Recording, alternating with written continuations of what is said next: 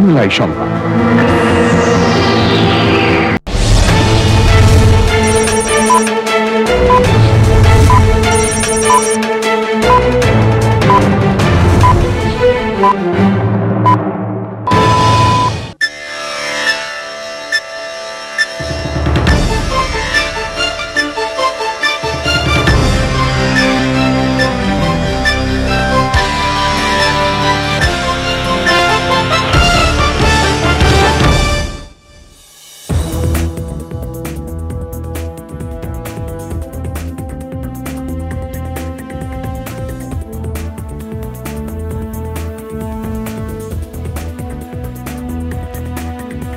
আসসালামু আলাইকুম প্রিয় দর্শক, চ্যানেল আই সংবাদে স্বাগত। আপনাদের সঙ্গে আছি আমি সামির হোসেন।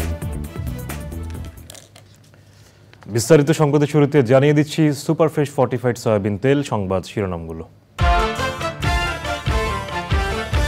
ডক্টর ইউনূসকে প্রধান উপদেষ্টা করে অন্তর্বর্তীকালীন সরকার গঠনের সিদ্ধান্ত। বিভিন্ন রাজনৈতিক দলের সাথে আলোচনা করে শিগগিরই চূড়ান্ত তালিকা প্রকাশ। অবিলম্বে অন্তর্বর্তী সরকার গঠন না হলে রাজনৈতিক শূন্যতা দেখা দেবে বলছে বিএনপি। তারেক রহমান শিগগিরই দেশে ফিরবেন বলে আশা। এবং বাংলাদেশের চলমান পরিস্থিতির উপর নজর রাখছে ভারত, যুক্তরাষ্ট্র ও জাতিসংঘ সহ আন্তর্জাতিক সম্প্রদায়। সব পক্ষকে সংযত আচরণের আহ্বান।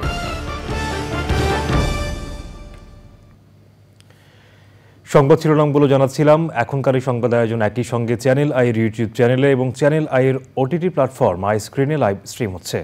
এবার বিস্তারিত। নোবেলজয়ী ডক্টর মোহাম্মদ ইউনূসকে প্রধান উপদেষ্টা করে অন্তর্বর্তীকালীন সরকার গঠনের সিদ্ধান্ত হয়েছে। বৈষম্য বিরোধী ছাত্র আন্দোলনের সমন্বয়ক নাহিদ ইসলাম জানিয়েছেন, বিভিন্ন রাজনৈতিক দলের সাথে আলোচনা করে শিগগিরই সরকারের চূড়ান্ত তালিকা প্রকাশ করা হবে।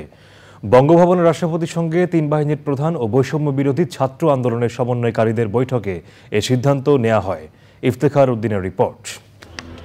রাষ্ট্রপতি মোহাম্মদ শাহাবুদ্দিন চলমান সংসদ ভেঙে দেওয়ার পর অন্তর্বর্তীকালীন সরকারের রূপরেখা নিয়ে রাষ্ট্রপতির সাথে বৈঠক করতে মঙ্গলবার রাতে বঙ্গভবনে যান তিন বাহিনীর প্রধান ও বৈষম্য বিরোধী ছাত্র আন্দোলনের ১৩ সদস্যের প্রতিনিধি দল। দীর্ঘ বৈঠক শেষে রাত ১২টায় বঙ্গভবন থেকে বেরিয়ে সাংবাদিকদের সাথে কথা বলেন বৈষম্য বিরোধী ছাত্র আন্দোলনের সমন্বয়ক নাহিদ ইসলাম ও অধ্যাপক আসিফ নজরুল। সে সময় জানানো হয়, তাদের পক্ষ থেকে 10 থেকে 15 জনের নাম প্রস্তাব করা হয়েছে।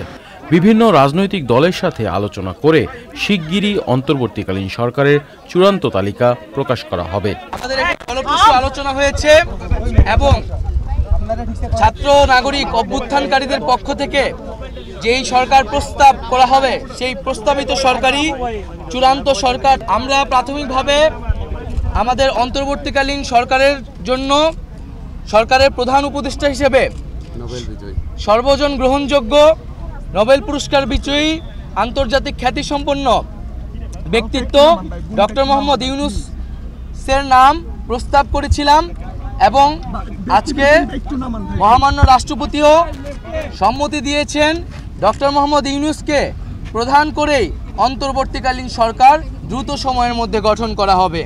প্রায় 24 ঘন্টার মধ্যেই সেই তালিকা সহ আপনারা সরকারের অন্তর্বর্তীকালীন সরকারের ঘোষণাটি দেশবাসী পেয়ে যাবে। আমাদের এই তালিকা যেহেতু চূড়ান্ত হয় না, এটা এখন প্রকাশ করা হবে না।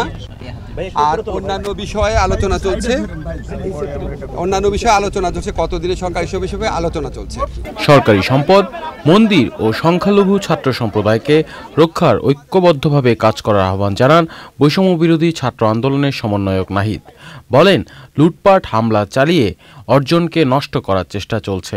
সম্মিলিতভাবে তা প্রতিরোধের আহ্বান জানান তিনি। আমাদেরকে অবশ্যই সরকারি স্থাপনা, রাষ্ট্রীয় সম্পদ এবং আমাদের যে সংখ্যালঘু সম্প্রদায় রয়েছে তাদেরকে রক্ষা করতে হবে এবং পুলিশ বাহিনীকে, আইন শৃঙ্খলা বাহিনীকে পুনর্গঠনের মাধ্যমে দ্রুতই জনগণের মধ্যে শান্তি শৃঙ্খলা ফিরিয়ে আনার জন্য নিয়োগ করা হবে।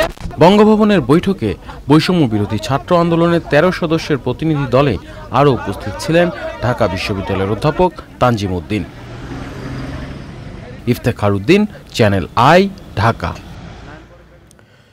প্রস্তাব পেলে শান্তিতে নোবেলজয়ী অর্থনীতিবিদ ডক্টর মোহাম্মদ ইউনূস দেশের অন্তর্বর্তীকালীন সরকারের প্রধান উপদেষ্টা হিসেবে দায়িত্ব নিতে সম্মত হবেন। ভারতের একটি টেলিভিশন এনডিটিভিতে সাক্ষাৎকারে একথা জানান ডক্টর ইউনূস। তিনি বলেন, আইন শৃঙ্খলা পুনরুদ্ধার এখন বাংলাদেশের সামনে সবচেয়ে বড় চ্যালেঞ্জ, কেননা তাহলে ভারতসহ প্রতিবেশী দেশগুলোতে এর প্রভাব পড়বে। ডক্টর ইউনূস আরও বলেন, শেখ হাসিনা ক্ষমতাচ্যুত হওয়ার পর দেশের বিভিন্ন স্থানে হামলা ও ভাঙচুর করছে দুর্বৃত্তরা। যারা এসব কর্মকাণ্ড চালাচ্ছে এখন তাদের বাড়ি ফেরা উচিত বলে মন্তব্য করেন তিনি।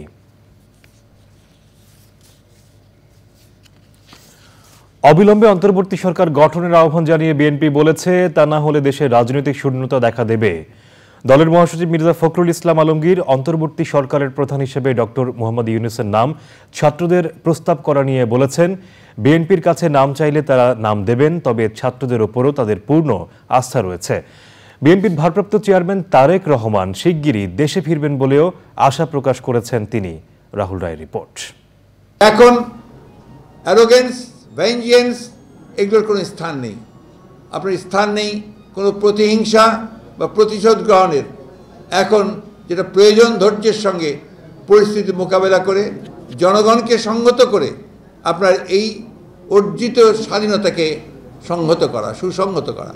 দলের চেয়ারপারসন বেগম খালেদা জিয়ার গুলশান কার্যালয়ে স্থায়ী কমিটির বৈঠক শেষে এভাবেই বক্তব্য শুরু করেন বিএনপির মহাসচিব মির্জা ফখরুল ইসলাম আলমগীর। অন্তর্বর্তী সরকার নিয়ে রাষ্ট্রপতির সঙ্গে বৈঠকে কি কি বিষয় আলোচনা হয়েছে তা জানিয়ে অবিলম্বে অন্তর্বর্তী সরকার গঠন করার কথা বলেন। একটা ইন্টারিম গভর্নমেন্ট বলেন বা একটা নিরপেক্ষ সরকার বলেন, তা গঠন করা হবে এবং তাকে 3 মাসের মধ্যে তারা নির্বাচন করে তারা আপনার একটা নির্বাচিত সরকারের কাছে ক্ষমতা হস্তান্তর করবে। অন্তর্বর্তী সরকারের প্রধান হিসেবে ডক্টর মোহাম্মদ ইউনূসের নাম প্রস্তাব করেছেন ছাত্ররা। এ নিয়ে দলের অবস্থান তুলে ধরেন মির্জা ফখরুল। যখনই আমাদেরকে ডাকবেন আমরা অবশ্যই আমাদের যেটা নাম প্রস্তাব সেই প্রস্তাব আমরা দেব। তবে আপনাদের একটা কথা বলে দিই, ছাত্রদের প্রতি আমাদের সম্পূর্ণ আস্থা আছে। এই আস্থা আমাদের আছে এবং আমরা তাদের প্রতি তাদের আন্দোলনের সঙ্গে একাত্মবোধ করেছি, তাদের সঙ্গে আমরা একাত্মবোধ করছি। তবে আমরা প্রত্যাশা করব যে এখানে সর্বদলীয় ব্যাপারটার গুরুত্ব দেওয়া উচিত, যে জিনিসটা অত্যন্ত গুরুত্বপূর্ণ। মির্জা ফখরুল জানিয়েছেন, কোনো ধরনের অরাজকতা যেন না হয় তা নিয়ে সবাইকে সজাগ থাকতে বলেছেন দলের চেয়ারপারসন বেগম খালেদা জিয়া।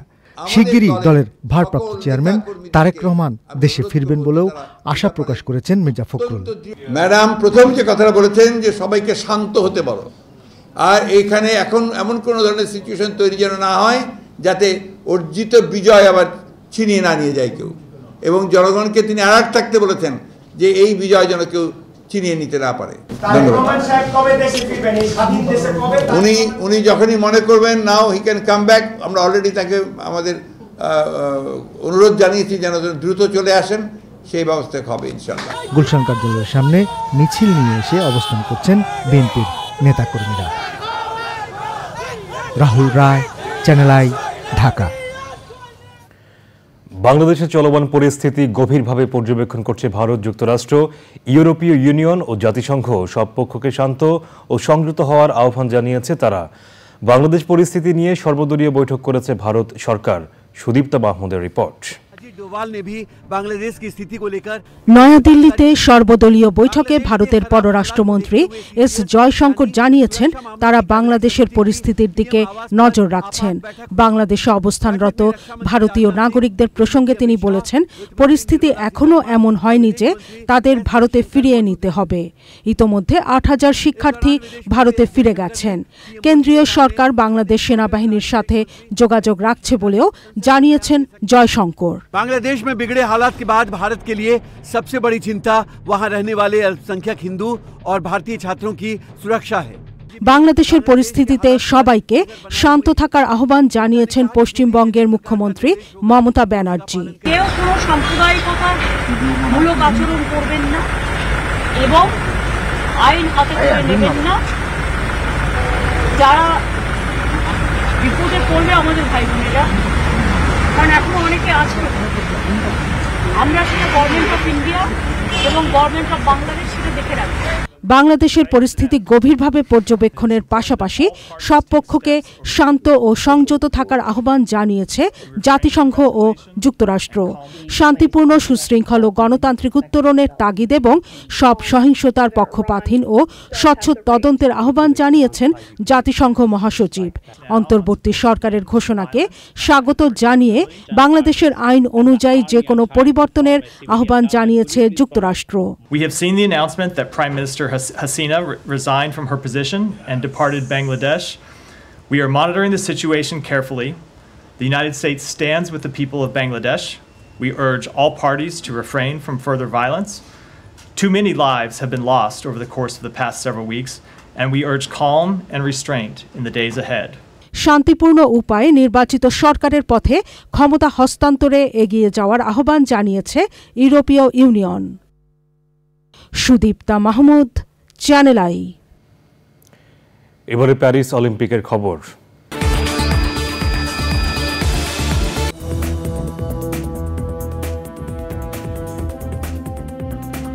বিরতির পর আবারও আমন্ত্রণ। এবারে কৃষি সংবাদ।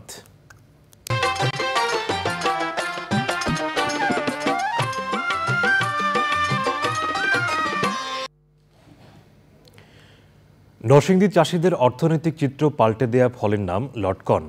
কম খরচে বেশি লাভবান হওয়ায় প্রতি বছরই বাড়ছে লটকনের চাষ। দেশের গণ্ডি পেরিয়ে বিদেশে রপ্তানি হচ্ছে লটকন। এবছর আবহাওয়া অনুকূলে না থাকায় ফলন কিছুটা কম হয়েছে। নরসিংদী থেকে সুমন রায়ের রিপোর্ট। এবছর জেলায় 2000 হেক্টর জমিতে লটকনের আবাদ হয়েছে। এর মধ্যে সবচেয়ে বেশি লটকন চাষ হয়েছে শিবপুর উপজেলায়। সুস্বাদু লটকন ঔষধি গুণ সম্পন্ন হিসেবে জনপ্রিয়তা পাওয়ায় এর চাহিদা বেড়েছে কয়েক গুণ। লটকনের বাজার খুব ভালো, আমরা ভালো দাম পাচ্ছি। দেশের চাহিদা মিটায় আমরা দেশের বাইরে বিভিন্ন দেশে, ইউরোপে এবং মধ্যপ্রাচ্যে আমরা এই লটকন বিক্রি হচ্ছে। এক কানির মধ্যে খরচ হয় 20,000 টাকা, ফলন নেওয়ার পরে 2 থেকে 2.5 লাখ টাকা বিক্রি করা যায়। আকারে বড়, রং সুন্দর ও সুস্বাদু হওয়ায় এই অঞ্চলের লটকনের চাহিদা বেশি। দেশের চাহিদা মিটিয়ে রপ্তানি হচ্ছে দেশের বাইরে। বিদেশ থেকে আসলাম, আসলে লটকলের ব্যবসা করতেছি। লটকল অনেক টাকা আইতেছে, চলতে পারতেছি, খাইতে পারতেছি, অনেক সুখে আছি। মানে এটা মিষ্টি, আবার দেখতে অনেক কালারফুল, মানে খুব সুন্দর। এজন্য লটকলের চাহিদাটা খুব বেশি। ভালো মালটা দেশের বাইরে যায়, গেছে বাড়ছে, এবার অনেক বেশি যাচ্ছে দেশের বাইরে। ঢাকা পাঠায়, বরিশাল পাঠায়, কুমিল্লা পাঠায়, সিলেট পাঠায়। এই বছর জেলায় 315 কোটি টাকার লটকন বিক্রির আশা করছে স্থানীয় কৃষি বিভাগ। যে নরসিংদীর লটকন, এটি আসলে খুব জনপ্রিয় এবং অত্যন্ত সুস্বাদু লটকন, যার জন্য আমাদের এটি সারা দেশে ব্যাপক চাহিদা রয়েছে। যার জন্য আমাদের নরসিংদী ছাড়াও ঢাকা শহর দেশের বিভিন্ন অঞ্চলে কিন্তু এই লটকনটা চলে যায়। এবং আমরা হিসাব করে দেখেছি যে আমাদের এই লটকনের এই যে বাজার দেশে এবং বিদেশে মিলে প্রায় 315 কোটি টাকার একটি বাজার মূল্য রয়েছে। লটকন চাষ আরও বৃদ্ধি করতে কৃষকদের লটকন উৎপাদনে বিভিন্ন প্রযুক্তির ব্যবহার সম্পর্কে প্রশিক্ষণ ও পরামর্শ দিয়ে যাচ্ছে কৃষি বিভাগ। নরসিংদী থেকে সুমন রায়, চ্যানেল আই। এবারে প্রকৃতি সংবাদ।